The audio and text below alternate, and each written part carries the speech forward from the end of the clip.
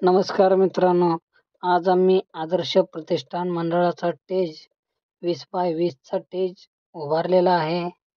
तर तुम्ही हे बघू शकता, हे जे सिलिंग उभा करायचं चालू आहे ते तोरण मारण्यासाठी आहे.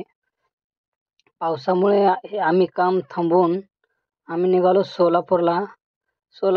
आम्ही पत्रा आणण्यासाठी निघालो.